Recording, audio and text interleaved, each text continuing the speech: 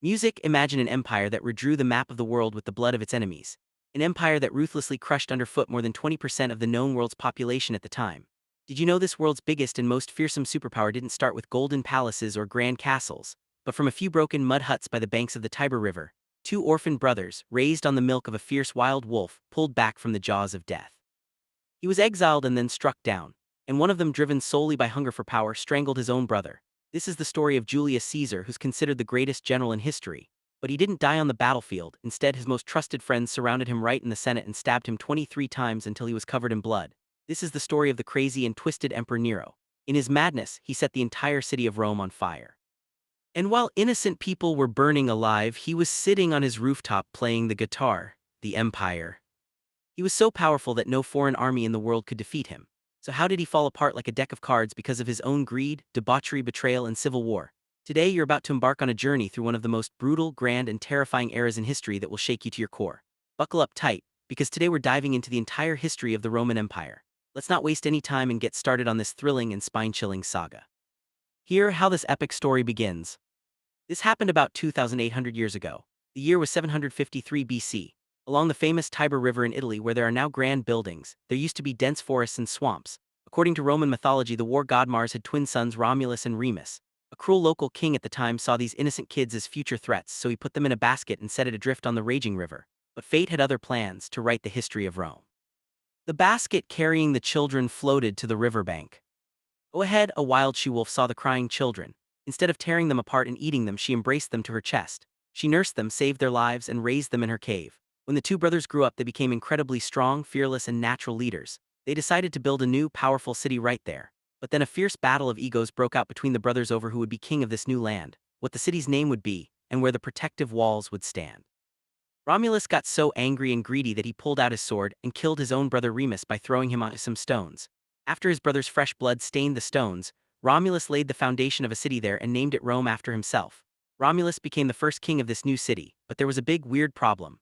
Rome was filled only with thieves, robbers, slaves, and rebellious men. There were no women to help the city grow or continue the family line. So King Romulus came up with a very clever and cruel plan. He targeted the neighboring Sabine tribe in a very. They were invited to a big festival and feast. As soon as the Sabine tribe people got completely drunk on Roman wine, the Roman men forcibly abducted their women, sisters, and daughters at gunpoint and took them captive. This event is known in history as the rape of the Sabine women. After this terrifying incident, Rome's population grew and their lineage continued.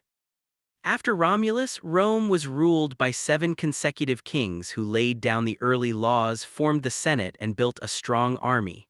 But the 7th and final king of this dynasty, Tarquin, turned out to be a downright tyrant, cruel and arrogant. Things got way worse when his ill-mannered son forcefully assaulted Lucretia, a highly respected and virtuous woman of Rome, right inside the palace. Unable to bear this horrific insult, Lucretia took her own life in front of the shocked society.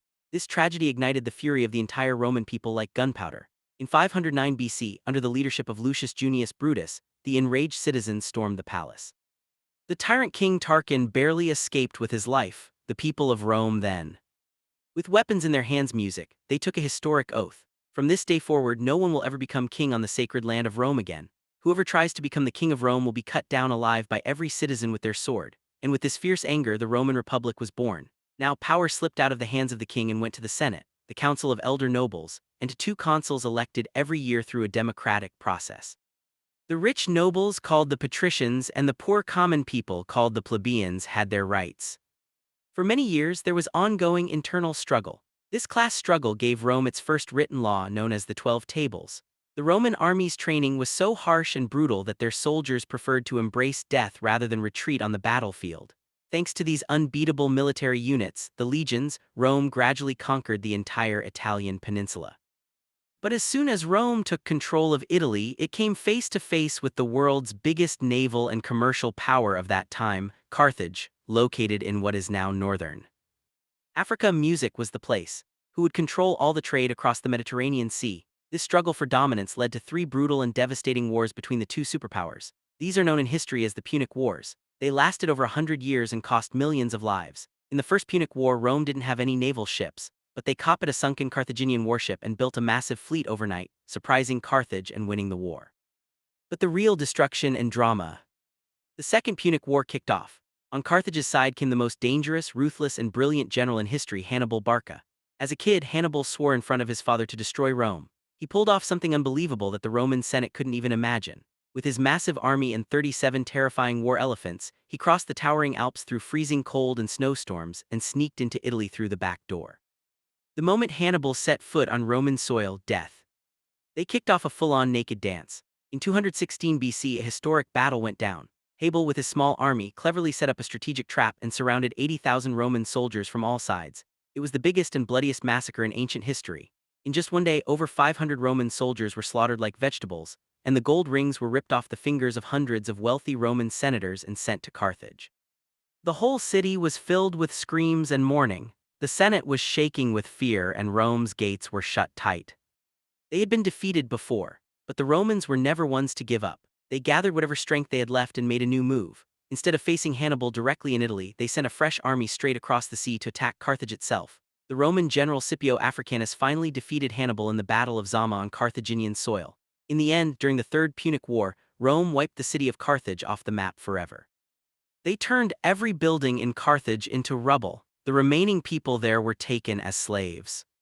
They conquered it and say they sprinkled salt all over that entire land so that life would never grow there again in the future. Now Rome had become the sole and unrivaled ruler of the entire Mediterranean. Greece, Spain, France, they were all at Rome's feet. But this unlimited and massive victory brought a deadly virus inside Rome that ended up destroying the very republic that was 500 years old. From all the conquered lands around the world, Rome started getting countless heaps of gold and millions of war slaves. As a result, Rome's rich and wealthy started getting these slaves for free. They started farming and grabbing land for themselves. Because of this, the real common farmers and soldiers of Rome were left completely jobless and broke. On Rome's flashy streets, poverty, hunger, and anger started boiling over. The Roman army was no longer loyal to the Senate because the Senate wasn't giving them their pensions or land. The commanders tempted their soldiers with stolen wealth and land, so the soldiers became loyal not to the country, but to their own commanders. Amid this chaos, here comes one of history's most famous, cunning, and ambitious men, Julius Caesar. Caesar came from a wealthy family, but he had a great understanding of the common people and the soldiers. He formed a secret political alliance with Rome's two most powerful men, the richest man Crassus and the great general Pompey. This alliance was called the First Triumvirate. After that, Caesar became the proconsul of Rome and launched his historic campaign to conquer Gaul, which is modern-day France and Belgium. For nearly 8 years, Caesar spilled rivers of blood in the forests of Gaul. He killed millions of local tribespeople and enslaved millions more, sending them to Rome's markets. He was sold out. Caesar's unbelievable victory and his bravery turned him into a hero for Rome's poor and a god to his soldiers. But here, Rome's Senate and his old friend Pompey got seriously scared of Caesar's soaring popularity and power. The Senate thought Caesar would come back and end democracy. So they sent Caesar a strict legal order: leave your army at the border of Gaul and return to Rome alone, as an ordinary citizen without any weapons. Caesar knew very well that if he went to Rome alone without his army, if he went, the rich senators would either throw him in jail or have him killed. It was a freezing, foggy night in 49 BC. Caesar stood by the Rubicon River on the border of Italy with his most loyal 13th Legion.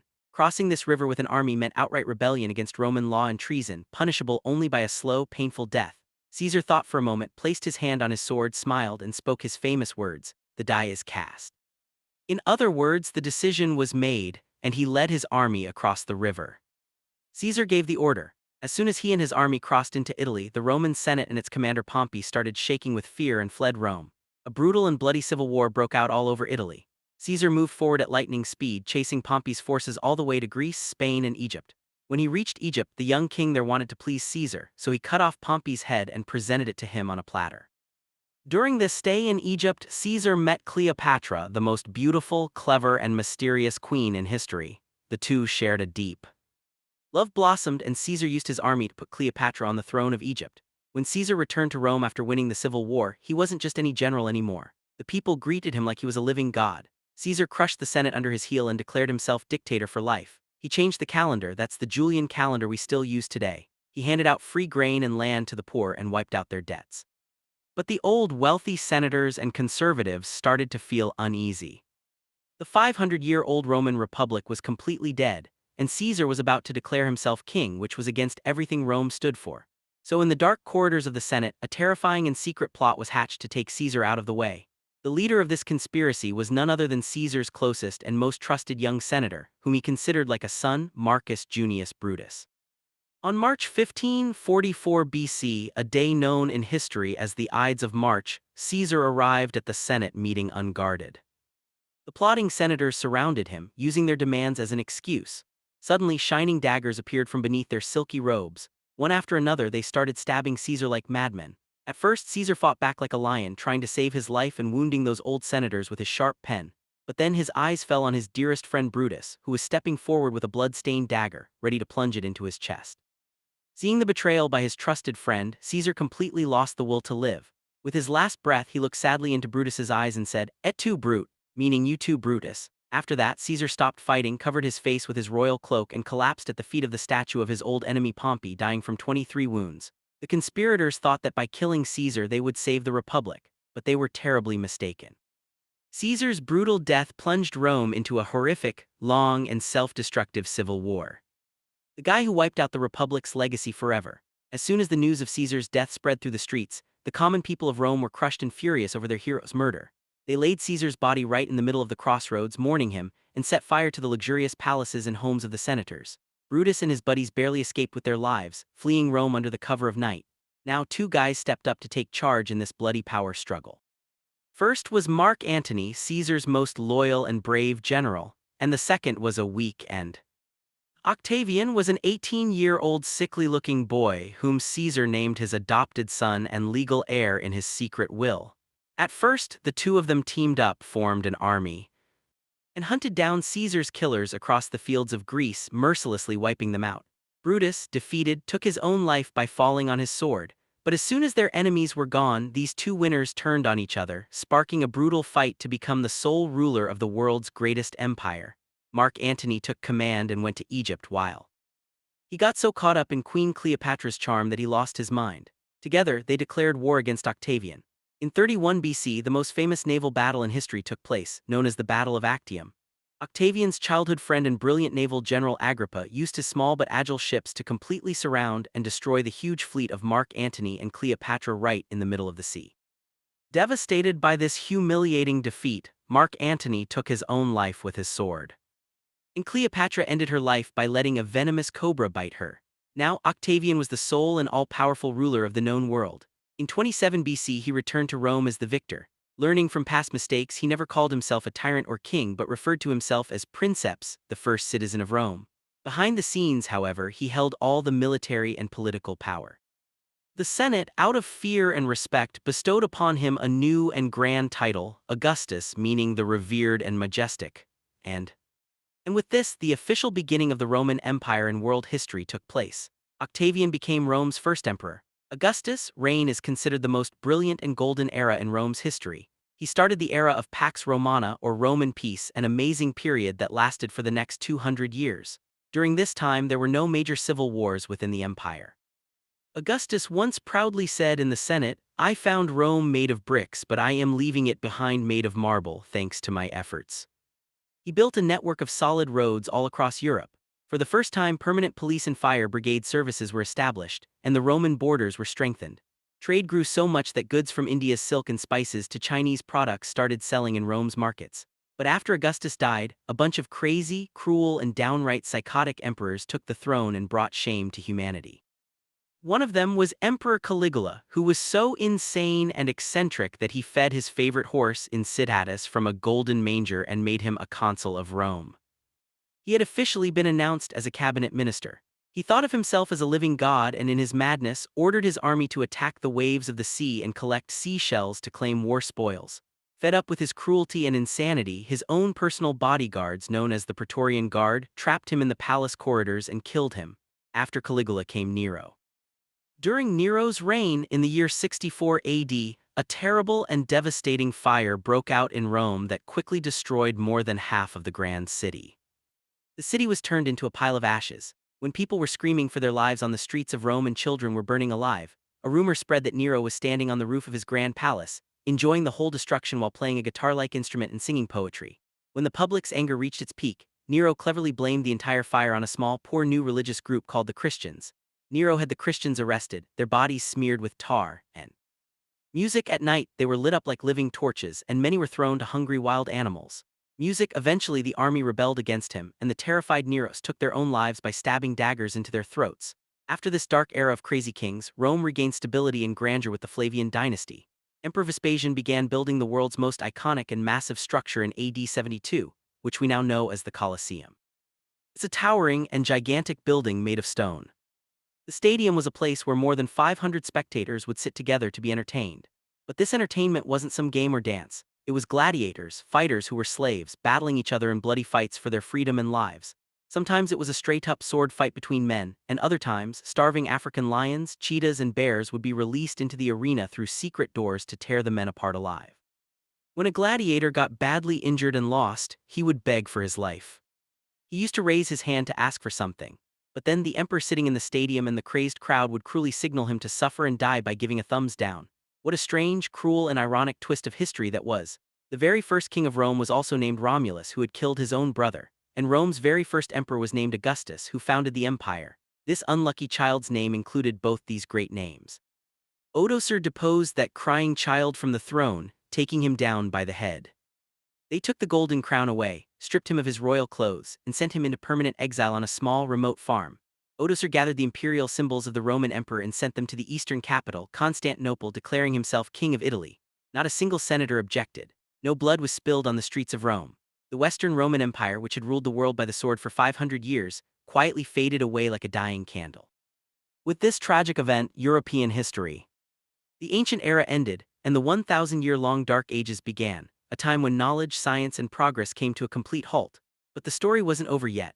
While Rome in the West had fallen, the Eastern Roman Empire, what we call the Byzantine Empire, stayed alive for the next 1,000 years thanks to its strong location and massive walls. Emperor Justinian made excellent laws here and built the world's grandest church, Hagia Sophia. This empire endured for centuries, surviving waves of attacks from the Arabs and religious wars. People kept enduring it, but gradually it shrank down to just one city. Finally, in 1453 AD, the 20